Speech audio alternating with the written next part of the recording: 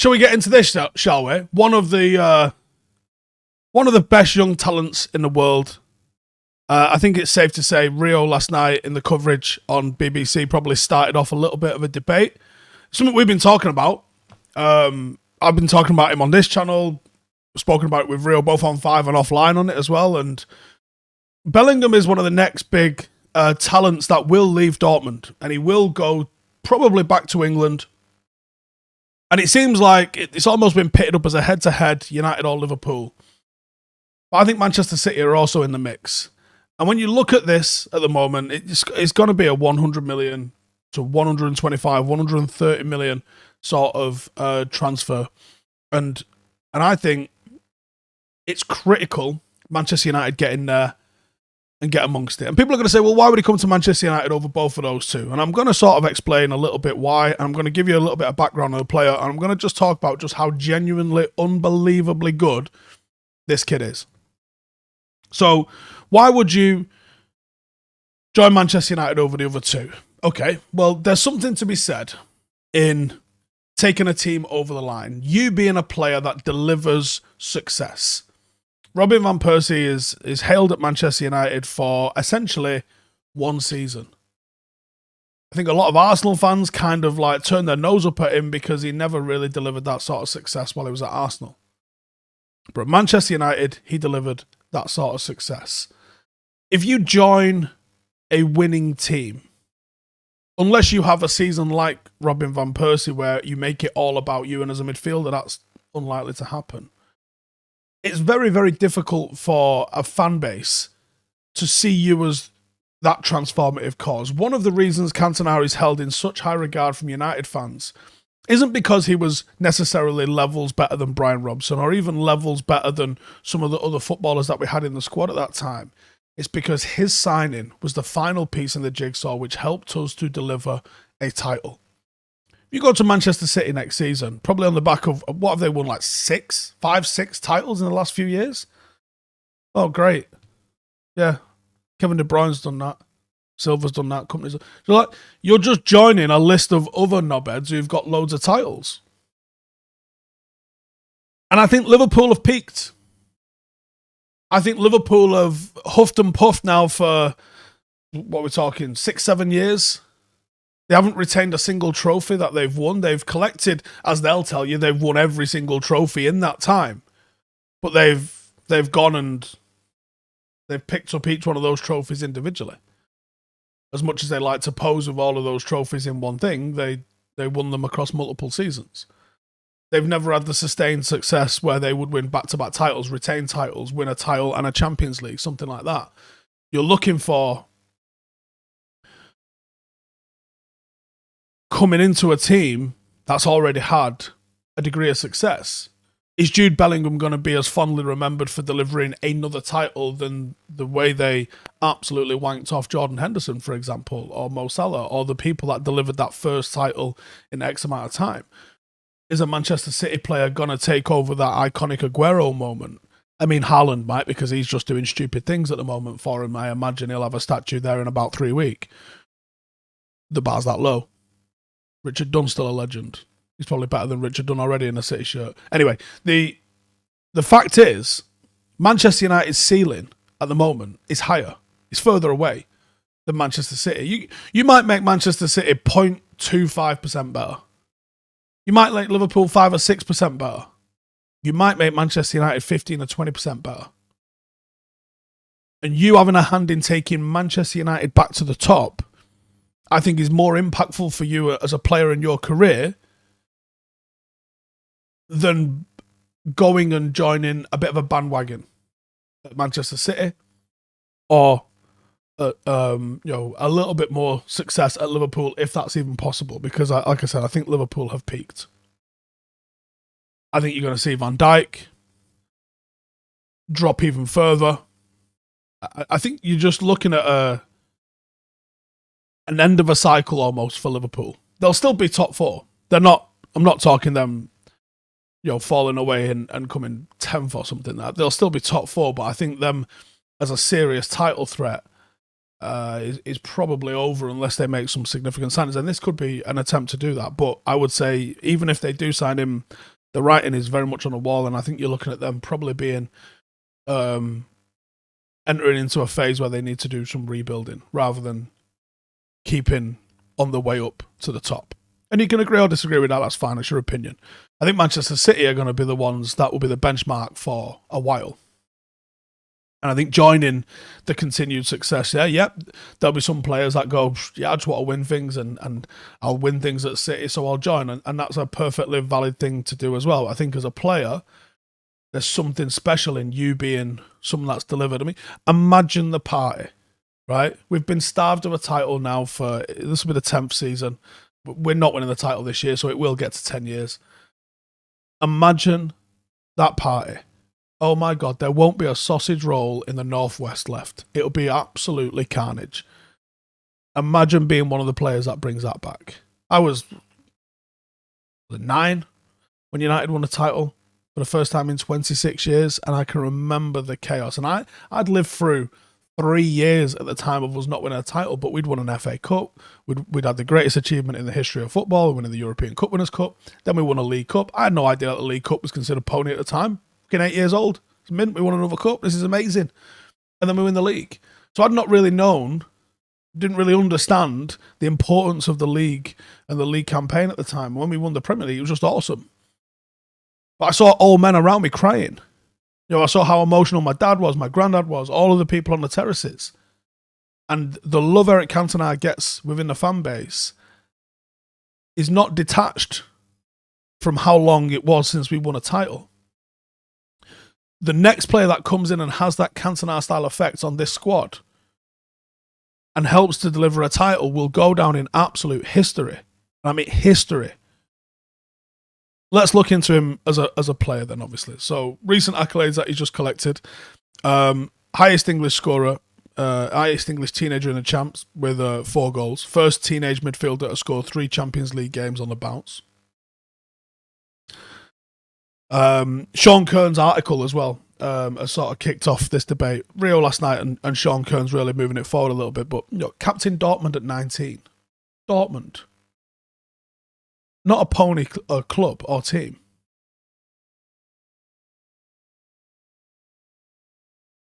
Youngest ever Dortmund captain. It's part of the business model at Dortmund. They will sell their players. They exist to buy players cheap, raise their profile, and move them on. They literally exist to do that. They've done that for countless years now, and it's very much an established route. And if I was a young player, or even working with a young player that was 18, 19, and you sit down and speak to Dortmund, there is a well-worn path, and actually it's becoming increasingly worn from Dortmund into Manchester. They're going to want somewhere in the region of 130 mil. There's a handful of clubs that can afford that fee, and 3 of them are in the northwest of England. So Rio speaking about him last night, and he said, in his position, what he's doing at his age, we haven't seen. The best of our generation, Lampard, Gerrard, Scholes, Vieira, Roy Keane, those guys weren't doing this at 19. He's still got to go on and prove it and do it over a much longer period of time, but they weren't doing what he's doing right now, influencing a game at this level, captaining the team at this level. He's the full package, and mentally the kid's a beast. No doubts about that. One thing you have to say about him, whoever gets him, one question that won't have to be answered is the temperament, which I think is such a huge part of him. So where did this absolute behemoth come from then, right? He was born in 2004 in the Midlands, joined Birmingham at the age of just 8, became the youngest player to play and score for the club not long after he turned 16.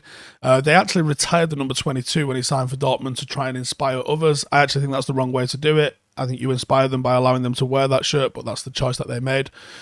He signed for Dortmund for 22.5 million in the summer of 2020 and was strongly linked and even spotted at Carrington with a move to United. And he's kicked on massively. Made his England debut at the age of only 17.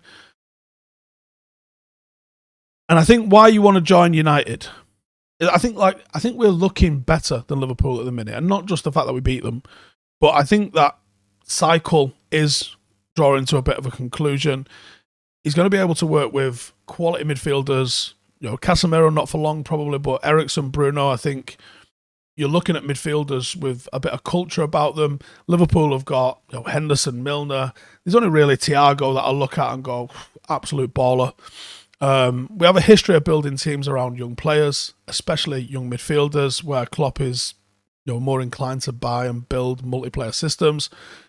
We can afford him. And as much as we don't like that side of things, being able to offer more than Liverpool will be a factor in whether he comes there or not. Dortmund are going to do everything that they can to keep him, I think, but I say everything they can, I mean they'll want a massive fee before they eventually let him go. Liverpool aren't really known to spend too much, and I think after what they've blown on Núñez, they probably might hold on to it. He'd have the opportunity to be the main star at United, I think, which I don't think he would have if he went to City, because I think Erling Haaland is probably going to be in the conversation for Ballon d'Or going forward. Klopp hasn't had a large success of signing big money midfielders, especially from Germany. Thiago, for as good as a player he is, has only recently really started to show his capabilities. I just think that there's so much to that side of it. Where does he rank then in terms of abilities? Well, very, very, very, very, very, very, very, very, very highly, actually. So in 102 games, 20 assists and 14 goals. For a combative box-to-box midfielder is a piss take. His best attributes are the ability to arrive in the final third and be a threat in attacking situations. But I think there's a lot to be said for his ability to cover ground. He's a real pressing monster. And he passes the eye test in a big way, because as you're watching him, it looks like he's making the right decisions. It looks like he's in the right place at the right time. It looks like he uses the correct balance between physicality and technicality. He's in the 96th percentile for dribbles completed. He's in the 96th percentile for touches in the attacking penalty area. He's in the 96th percentile for progressive passes received. He's in the 97th percentile for carries into the penalty area. It means he's in the top 3 and 4% for all of those attributes. He's also in the top 91% for tackles in the final third. Tackles in the final third. And 93rd% for pressures in the final third. He is, like Rio said, the intangibles about the mentality. That's what you want to sign. Players that you go, absolute mental lunatic, just off his tits, just do anything to win, like Roy Keane type stuff. When you hear the mentality's right, and you look at him as a player and go, oh, he's mustard, and then you look at the data, and the data backs up everything that you're seeing along those, this kid is the complete package. Genuine complete package. Just had a super chat in there that said, I'd move heaven and earth for him, and I completely agree. Notch thrown in a curveball. They said swerve move, he goes to Newcastle. Don't play with me like that. Mr. Wells says, you can say all these stats you want, but we still haven't got a chance. Of course we've got a chance. Are people still actually believing that Manchester United can't attract players? Because it's just been proven to be completely incorrect. Come on, man. You're better than that. Random says, Bellingham better than them. I don't know who them are. Gok says, Glazer's just spent 200 mil. There's no way they're putting 200 mil in next season. Might be 100 mil. IR says, Bellingham's few days younger than me. Found it funny that he was captaining his side on the Champions League night, and I'm just updating my CV. Yeah, don't compare yourself to Premier League players, mate. You're not going to come off well. Notch says, if we'd have bought him for 25 mil 2 years ago, do you think we'd have developed and played him as much as he has? No. Dortmund's a weird spot because it seems to be like the pressure doesn't seem to be as high. And even though they're successful, they also aren't successful at the same time. But it's all right. It's sort of accepted. There's not an expectation that they're winning league after league after league, and somehow the fan base is okay with that. Whereas at United, if it had just been here the last 2 years, yeah, I think I'll probably be benched by McTominay the way it goes. SH says, Steve, getting Jude is a bit far-fetched. I don't agree. I don't think it is. I really don't.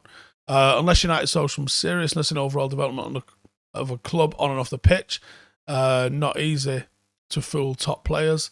I think you're still signing top players. And I think Erik Ten Hag is going to be a massive factor in this. I know there's no prior relationship with Jude Bellingham and Ten Hag, but I really think that there's a chance there. CG says, yes, United can attract players from Holland on low wages. Yes, like Casemiro. Correct. You were well played. Morgan says, it's not about the money we can spend. It's about the player not wanting to come here. We got no chance in hell to get Jude Bellingham. We simply lack the ambitions as a club. I disagree. Scott Freeman says 120 million investment for potentially a decade in service. Well, put it this way, it might be 15 years. He'd only be 34 after 15 years. I think he could play till he's 34. No problem. Chris says, imagine we're under new ownership next summer. Unlikely, but we might be able to go on a madness and get close to sorting out the rest of the squad. Yep. What midfield gets the best out of him? Well, someone's got to get dropped. Eriksen, Bruno, currently Casemiro, and Jude Bellingham. Or maybe you adapt this and you go into a diamond-shaped midfield. But maybe you just have 4 very good midfielders in the mixer like that. You've got Casemiro and Eriksen pushing on towards the back end of their career. Maybe it just works to have those 4. It'd be interesting to see. KC says you need Champions League football to attract a young star. I would agree on that. I would agree that might be the first thing in the plan to bring him here next season would be to see if you could get him over the line. I'm doing a poll. Do you think he'll join United, yes or no? Go and vote in that and let us know what you think.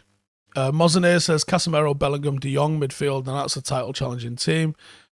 Notch says I guess Eriksen would be dropped. I think Eriksen comes in for certain games and maybe Casemiro comes in for other games, but we'd see how it goes. Salford 6 says kids amazing, but no faith in United's recruitment or hierarchy. Anyone who thinks signing Rabiot was a good idea needs flirting. Yeah, maybe that was the master plan. Maybe that was what they were looking at doing. Maybe they was going, right, okay, let's float it out there and see who in the hierarchy of United says yes, and then we'll just fucking get rid of them. I hope that was the case. Would Jude want to get paid more than Sancho? Sancho's on 350k a week. Well, if he came in for 120, I think he would be comfortably asking for that. But then again, you're looking at, can you afford that? Can you justify that? Can you accept the knock-ons that would come with that, where it's going to push the price up even further? It's going to make everybody else's wages go up. Can you account for that? If it would get him over the line, it might be something that's worth doing. Andrew says, just needs to be in a better place than Liverpool when the time comes. Then it'll just be if City throw in a stupid high bid, which is always in the cards, and there's not a lot you can do about that, is there? Som says, let's not forget about his family. His family obviously involved in his affairs, and they would want him at a club that is successful and tactically perfect. Perfect replacement for KDB. I don't know about that, to be honest. I think Foden's going to be the replacement for KDB. To be honest with you. Abhinav says this year's Europa is going to be tough. Juve, Barcelona, Atletico, Porto, possibly Marseille. Betim says there was a video of Bellingham where he clearly said no to a United move. Well, yeah, he did say no to a United move. We were in for him in the summer of 2020. Anthony says, looking at the 4 top leagues in Europe, why do big clubs feel more confident playing their youngsters than United, where they need to be protected? Don't know. Well, there you go. Right. I'm going to wrap it up there, but let me know your thoughts on 1, would you want him? 2, would he be transformative? And 3, could we get him? Or do you think that the offers would be too strong from elsewhere? I'll be back after the game for a review. As soon as the game finishes, I'll be going live, so come and join me. Hit that notification and subscribe if you haven't already. And let's hope it's a nice, comfortable, no dramas win tonight. See you then. Laters. Hey, thank you for watching the video. If you are new around these parts, then don't forget to subscribe. My channel is proudly supported by my community on Patreon. If you'd like to get a little bit of extra content, a Discord group, meetups, five-a-side games, weekly podcasts, behind the scenes, and even an occasional bit of transfer news as and when I get it, then for the price of a pint, you can show your appreciation for the content that we make and get some goodies for doing so as well. Check the link in the description or click the button right here. You'll also find all of my socials here too if you want to follow me on any of those platforms. Nice one.